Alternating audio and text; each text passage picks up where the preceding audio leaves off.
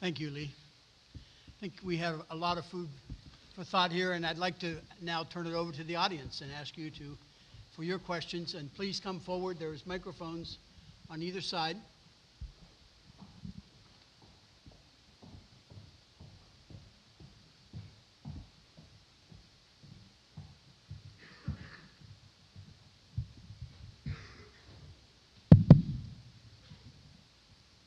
Yes, does the panel have any questions for each other?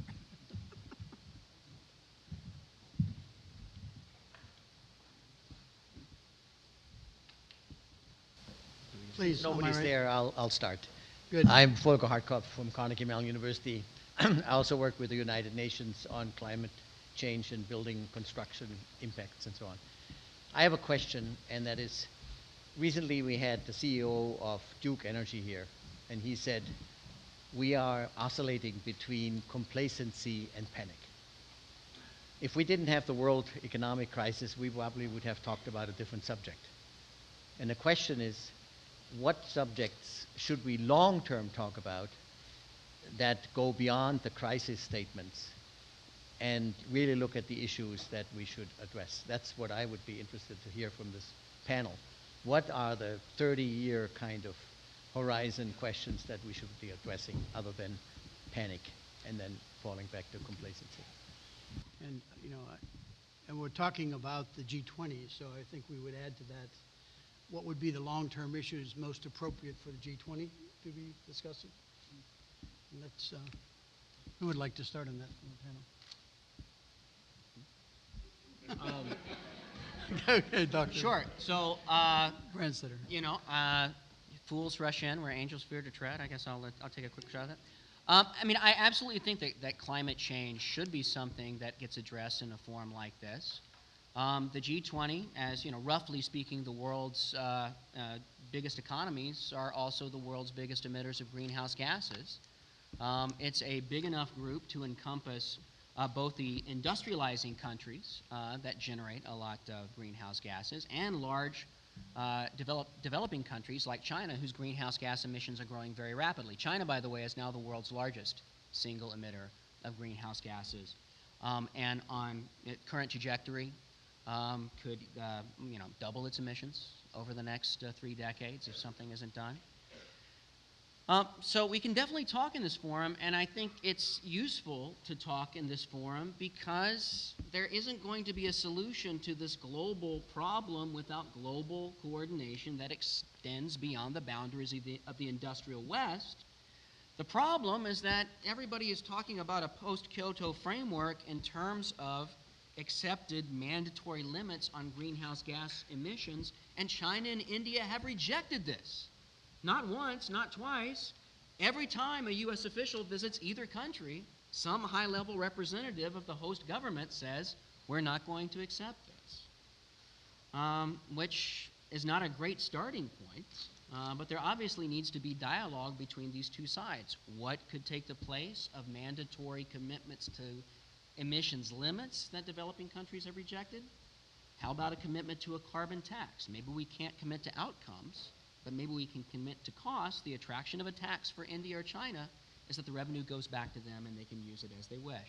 For schools, for roads, for health care, whatever. Yeah, please.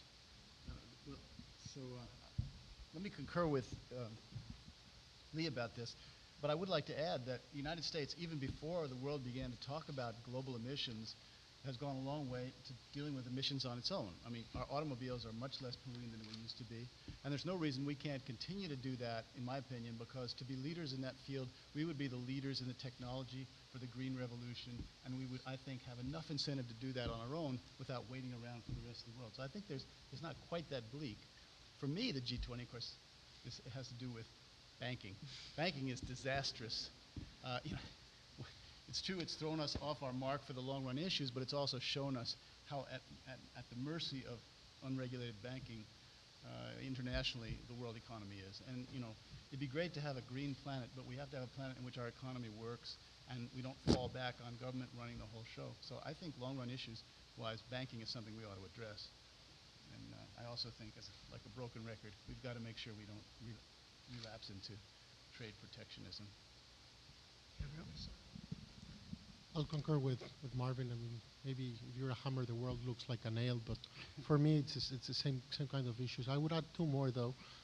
One is there are very clear imbalances in the world, in particular between the U.S. and China.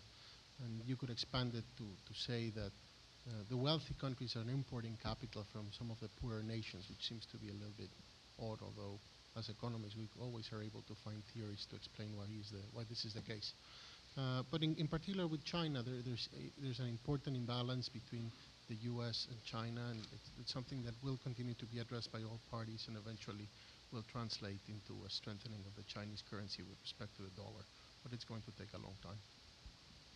The trade imbalances. I would say, looking over the long term, I'm the sole political scientist up here, that you have to also look at restructuring these Bretton Woods institutions, pretty much all of them, whether it's the UN or the IMF and the World Bank and, GATT, which is now WTO. I think you really do have to look at the new types of challenges that we have today, and we need to step back and look at how we can redesign institutions to meet these global common challenges. My approach in this presentation was to do what I often do, which is start trying to look at where you build that bridge.